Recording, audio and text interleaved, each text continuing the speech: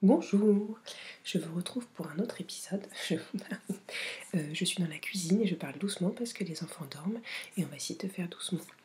Cette semaine, j'ai dû garder ma fille, du coup j'ai pas eu le temps de filmer des choses, mais j'ai eu le temps de faire des choses en vrac, sans aucun ordre particulier. Un sac à pain. J'ai assemblé des torchons. Là, comme ça. Ah oui, c'est film à l'envers, super. Pour que ce soit bien épais, on range du pain, j'ai rajouté un cordon et une petite attache faite tout simplement avec un bout de tissu qui traînait. Très bien. Hop là, on le range directement à sa place. J'ai travaillé sur un cortège de mariage. Hop, une culotte anglaise à bretelles en H, donc le H là. Donc que j'ai fait dans un tissu, j'ai fait une toile, dans un tissu dans un tissu que j'avais. C'est ce patron-là qui s'appelle de Frégoli. Voilà, c'est celle que j'ai trouvée sur le marché.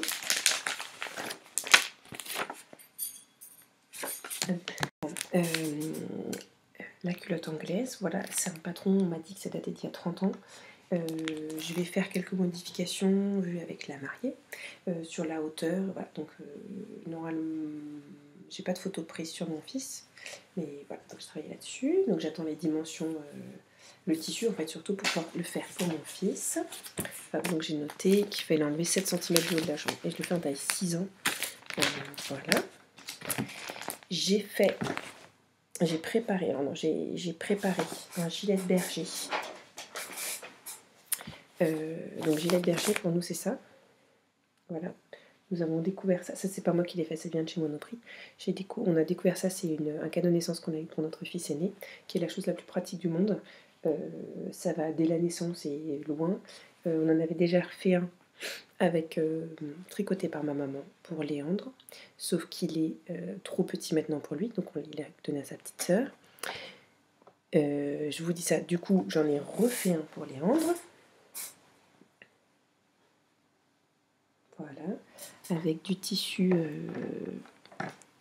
peau de bête que j'avais trouvé dans les fins de rouleau au tissu de la mine, et une doublure Armor Luxe.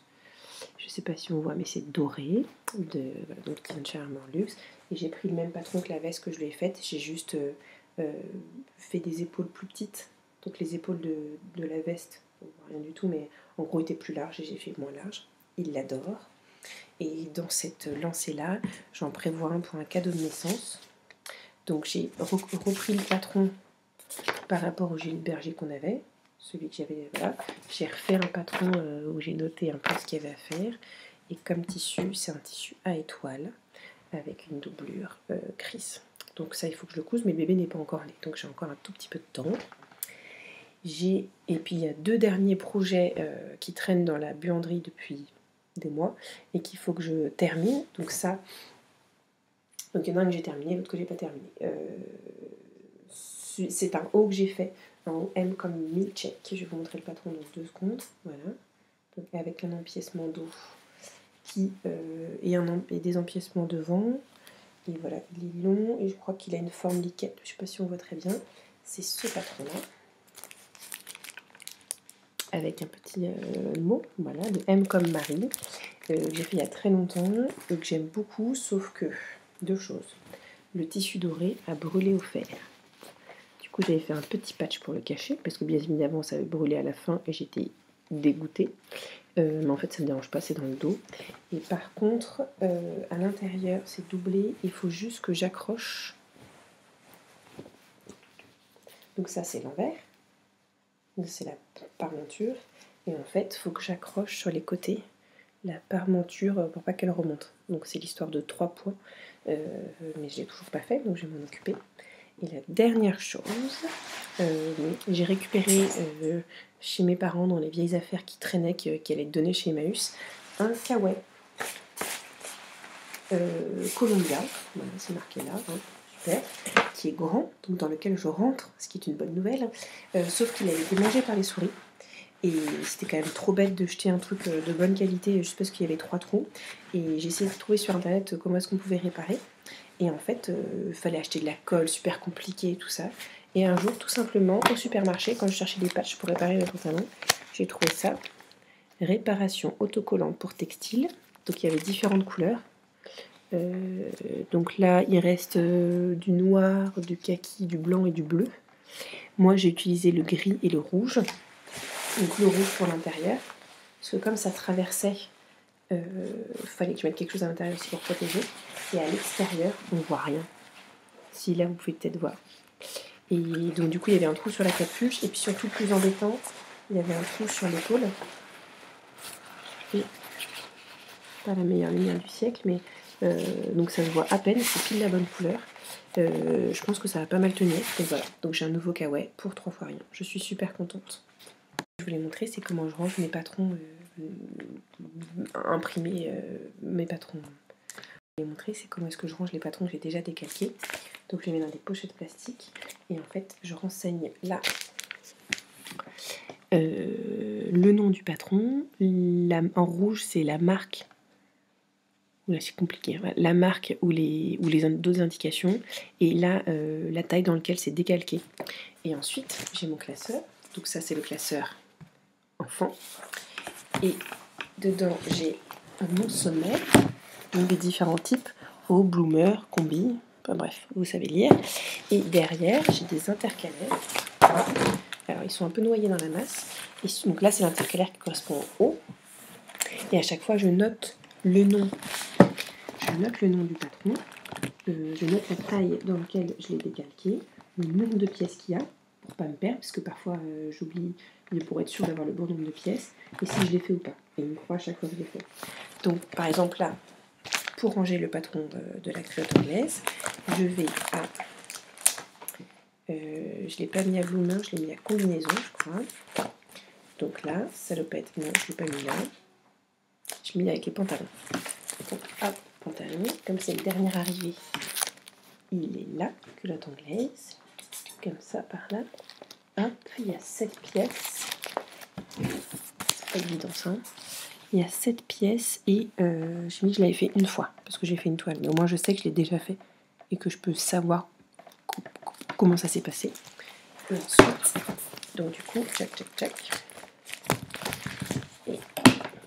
Et je me suis trompée d'endroit parce que je suis arrivée dans les bonnets. Et bon, bref, vous voyez le principe. Et là, je suis avec les joggings. Et du coup, j'ai fait pareil avec les... En fait, il n'y a que les vêtements enfants qui sont aussi bien répertoriés. Sinon, pour les adultes, c'est réparti en haut, bas, robe, homme et accessoires. Et là, j'ai 2 classeurs et c'est à peu près réparti comme ça. Mais je trouve ça vraiment bien. Je m'y retrouve. Du coup, vous voyez, par exemple, là, ça, c'est un patron qui est décalqué. Ça se voit bien. Souvent, je mets un bout de tissu pour comme ça me rappelle dans quoi je l'ai fait. Et voilà, je trouve ça extrêmement pratique. Voilà, bonne journée, au revoir. Si j'avais encore quelque chose à montrer. Je vais vous montrer mon pull.